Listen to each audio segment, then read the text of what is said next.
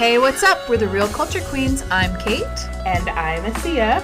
And this evening, we're getting really real about the Oscars. That's right.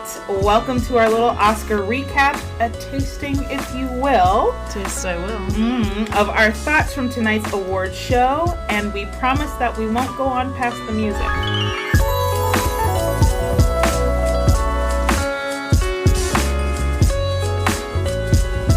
It's midnight where we are. A lot of champagne. Snacks. I feel equally salted and... We're brined. And brined. No, I mean, honestly, there were a lot of... If you were watching some of our Oscar Live red carpet watch earlier this evening, we gave a lot of our thoughts as we were going into it. Yeah, about who we thought... we're going to walk away with some statues and some other folks that were just going to be like, meh. No, we weren't that bad. No, we did. Our favorites. Yeah, what we thought was going to happen. Yeah. So you did not think that Brad would win, but he totally did. I think we both were astounded from that. Yeah. I did not, but his acceptance speech was beautiful. Yes. It was way more thought out, I thought. We kind of touched on this just between you and I. I thought his speech was a little more thought out than when his Golden Globes acceptance speech, where he just like kind of threw something out there. As far as like you could tell, he was like, everyone needs give someone a hug or give someone a little love or something like that. And he was like, I think we need that right now. And it was just kind of an afterthought. But I felt like he thought if I had known I was going to win, I would have put a little more thought into it. And I feel like this Oscar speech, he had really been thoughtful about what he was going to say if he had won. Yeah, and to be fair, like, we were talking about this the other day when you were at work about how I was talking with a colleague that we were kind of surprised that that Brad was there this Oscar season, specifically for that role. Yeah. Like, he had said something far beyond, which actually... I thought was fair in terms of the other people who was in the category with him. But he basically said, it was like, well, you know, he was driving around in a car for an hour and a half. How is that Oscar worthy? I said, oh, ouch. But in comparison to the others, it was like, oh, yeah, it was kind of like, why is Brad here? And this is saying that I still think Brad is an incredible actor. I think he's done a lot to earn where he is. This specific role. It was just for this specific role. It was like, oh, yeah, this seems weird. And based on what you said about his acceptance speech, he kind of felt the same way, too. Like, he was happy and honored to be there. But he wasn't expecting, I don't think, to walk away with something, especially with how now, with, you know, our little joke about the music cue is that for several award shows now, they have been telling people, like, prepare something. Even if you really don't think in your wildest dreams that you are, just have something prepared, so and we'll put it up on the teleprompter. Exactly. And that was just for the Oscars specifically. But then they started doing that within different award shows. And so I think Brad was like, okay, after that, maybe I am a contender. Maybe this is going to happen. It was definitely, in my opinion, more than him riding around in a car. But Yeah. But you had brought up, you're like, I'm surprised he didn't win for Ad Astar. Yes. Which was a way, for him, challenging film for him. Yeah. There are still things that I would have changed about that movie, but as far as him acting, that was so amazing. Many movies that weren't there, speaking of Ad Astra, jeez. That should have been there. Toy Story 4 winning that was a cute movie, but I really feel like Missing Link or Klaus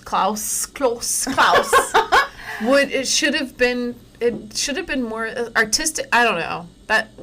What do you think? Kait knows I have all the feels about this. So Kait and I, in an earlier episode, for our very special holiday episode, reviewed Klaus as one of the many things that we were recommending for folks to see that had both streaming and theatrical release in selected cities. And Klaus, by far, to me, even with... it was that, and so it was 3 really, but even out of the 3 of the 5, Klaus was the winner for me. I would have because it had all the things that I'd wanted out of a film that was going to win in that category. Stunning animation mixed with great and well thought out special effects. When we were talking about some of those the new visual things that they were using in terms of the lighting style, the story. It was funny. It was funny. The vocal talent, the voice talent there, all of those pieces were there for me. Whereas in Toy Story 4, like, really? I felt like it was like, okay, we're just going to walk away with this. They should walk away with it. It was cute. It was deserved. Let's say this. Toy Story 4. 4. That's what I want to say about that. It was a continuation of a story that needed to already go to the retirement home, ironically. So, speaking of retirement homes, the best animated short, which I didn't see. Wait, which one? Because I didn't know. The girl with the hair. The hair one. Oh, that one. Yeah, I was about to say, because I didn't know that you saw any, and I don't mean that as shade, but I didn't know which ones I of the didn't see shorts. any short. Okay.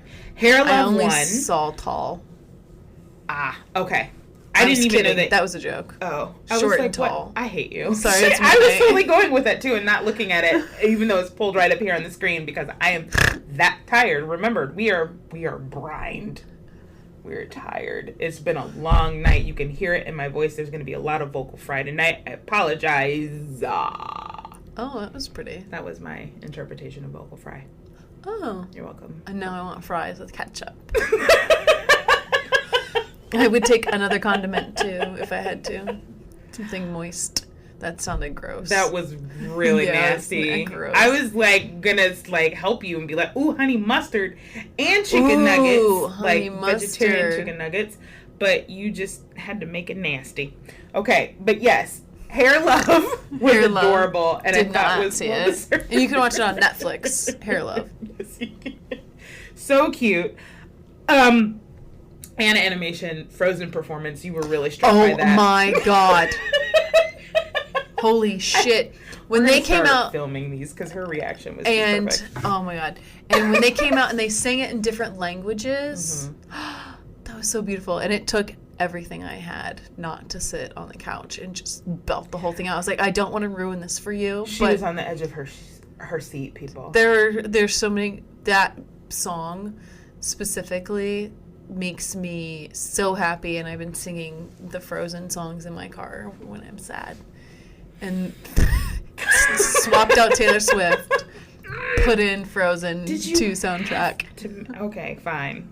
But yeah. But that was amazing. I love that they had, it just really, I think, showcased how pretty that song was. And what did you call it? It was very belty. Belty, but it was very musical theater. Yes, musical theater. But it's so fun to sing, like vocally, even if you can't sing and you want to sing it, it's so fun to sing. It's probably the new karaoke song of 2020, I'm sure. You think? I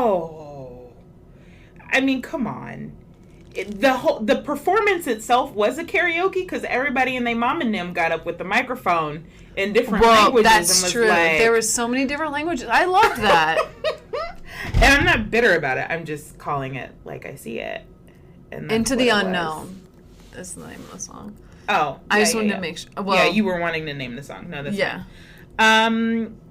Parasite, best screenplay.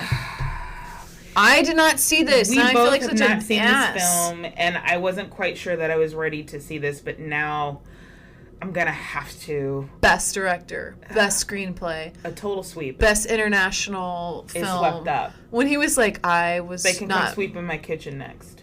For real though. It was a lot of sweeping. There's all the sweeps. A lot of dirt outside because it's rainy. It's the Midwest, people. There's lots of dust in here. Your face after you said that, you're like, I'm not even sure what I mean by that. No. It's just all the sweeping things. I don't have a broom. You don't have a broom? No. I have a Swiffer. That are two different. I am going to buy you a broom. I think that's something that you need now. Oscar people, come sweep my kitchen is what I'm saying. So Parasite.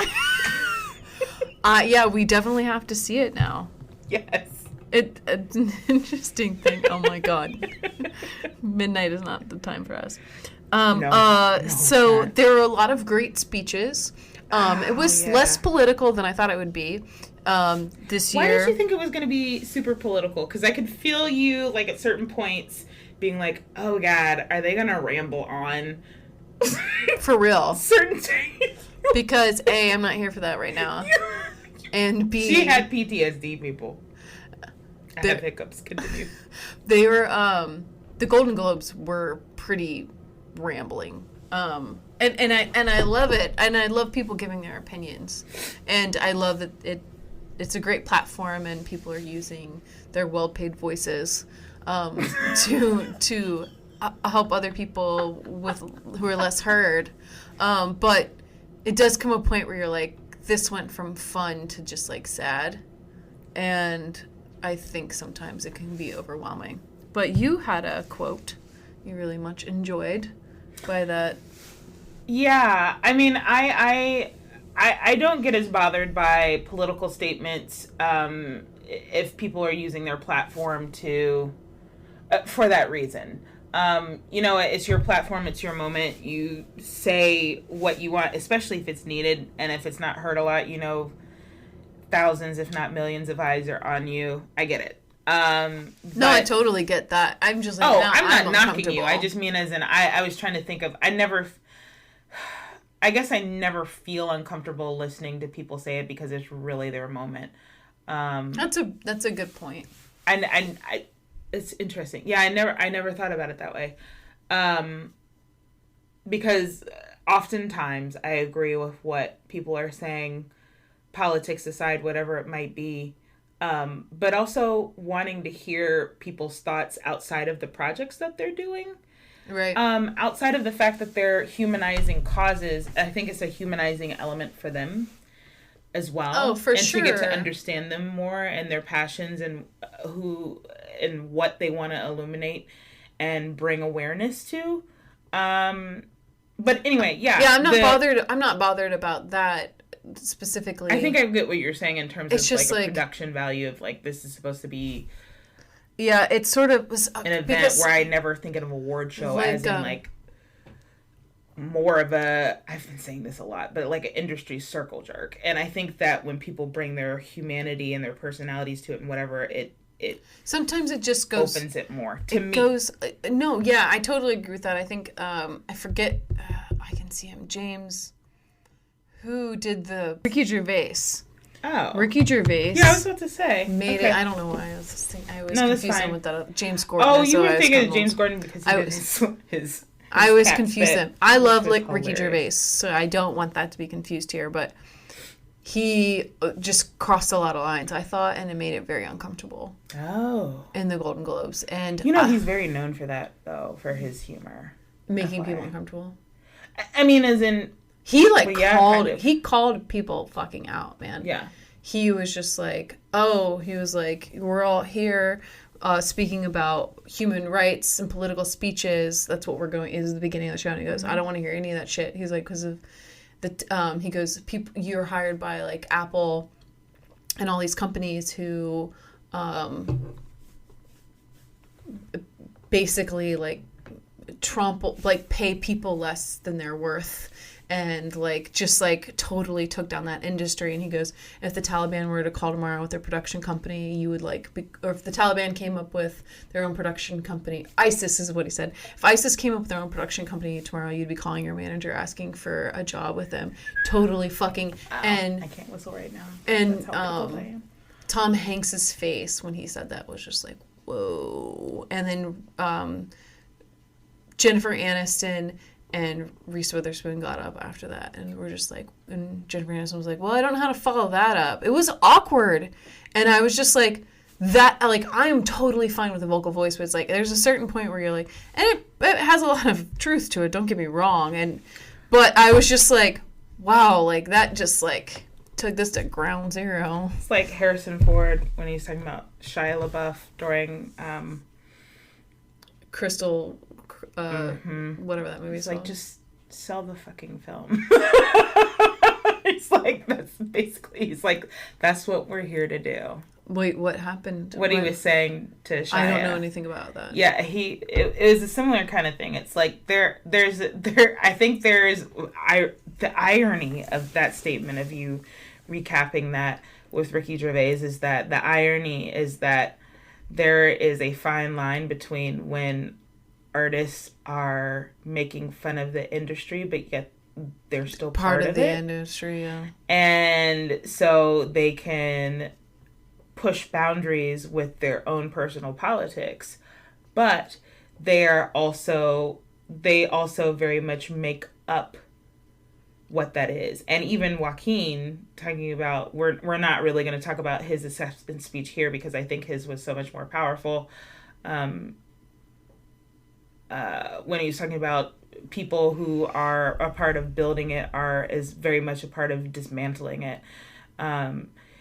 They walk that fine line a lot, and it's always interesting to see who just completely steps all the hell over it. Yeah. But I think for us, considering that we are so passionate about storytelling, and the reason why we even wanted to do this podcast, the quote that you were asking me about that really stood out to me, and I wrote it down immediately when we were taking notes, was that was a well-told story is a powerful thing. And it just hit me at the right moment. It probably doesn't sound quite as compelling now, standing alone right now, but at that moment, I was so... and this was from, actually, the short film live action, this came during that speech, actually, for Marshall Curry. And that speech that was the line that he was saying that I thought was really great, and that storytelling is still a powerful vehicle. Storytelling in film, in this medium particularly, is very powerful because it connects people. I think that was kind of I feel like that was kind of the theme for tonight. A lot of people were talking about storytelling, and how powerful that is, and then this whole idea of us being it's camaraderie, despite all of our differences. Yeah. And then the fact that there wasn't a host, I actually I liked that. Yes. I loved it. I thought that they had to make the show itself sort of shine. Like the fact that they had, like, you actually saw the stage a lot more than usual. You know how they like zoom in and you just watch what they're watching on the screen. But they actually showed the screen that you otherwise would have been watching as a whole. And then like you saw what they were seeing in the audience. And that kind of took place for what a host would have been, to add something new and different to it. I liked it. Yeah, like Janelle Monáe's opening performance with oh, that was so fun. Why can't I think of Billy's last name right now? That's gonna drive me nuts. But I liked because you were making that comment as it was going out throughout the evening, like some of the liberties that they took with the shots. They were far more creative. Go figure. This is an award show about creativity, honoring creativity and excellence in this genre, right? And this award show, I think, without hosting out, without focusing on it, and without doing all the marketing and advertising for the host and doing all the plugs and everything, you really got to focus on the artistry, on the artist, and making an event highlighting what you're actually honoring, which I think before, when you have a host, takes completely away from it. And you kind of actually proved the point that we were making just now with Ricky Gervais. Because do you really, I mean, how could you focus? Yeah, no offense to Ricky. No, I mean, and I think he's hilarious as shit. But it was distracting. It was very distracting, and you were kind of like, oh, what's he going to say now? And for me, I'm like that with everyday people anyways. I'm like, and myself included. I'm like, oh, God, what am I going to say? I'm very sensitive to awkward moments, so I'll be honest about that. But can't take her anywhere. No. Shut up, Kate. No. Get in the car. Next thing you know, I'm tugging at my cardigan. Oh, God. So, yes, I thought a strength, and what they should do with award shows now, I think the whole evening is far more entertaining when you actually lean on the artist and the content that is there. Yeah, I thought all of the hosts were fantastic. Wow. The hosts, everyone giving the acceptance or like getting up, the presenters, geez, oh Pete's, were awesome. It was super funny. I specifically loved Kristen Wiig and Maya Rudolph, but Billy Porter. I don't know why I couldn't think of his last name then. I love you. Shut up. I had to say it because I love Billy Porter. But okay, well, we loved the Oscars this year. It was a nice, cool, calming vibe that I wasn't expecting, and I really enjoyed it. It's true. And I really loved that my supposedly dark horse winner, Joker, won. I don't know why. I just felt really good about that. Good, felt good. I knew that Joaquin was going to win. There you go, boo. Okay. Well, hope you guys had fun watching it, and a good Monday, or whenever the hell you listen to this. Oh, you're sweet. I was like, girl, today's Sunday. What are you talking about? Girl, today is Monday, because it is 12:17. To them, it's Monday, or and Tuesday, 8:17. or Wednesday, or 8:17. Thirsty Thursday. I'm thirsty by the time Thursday comes.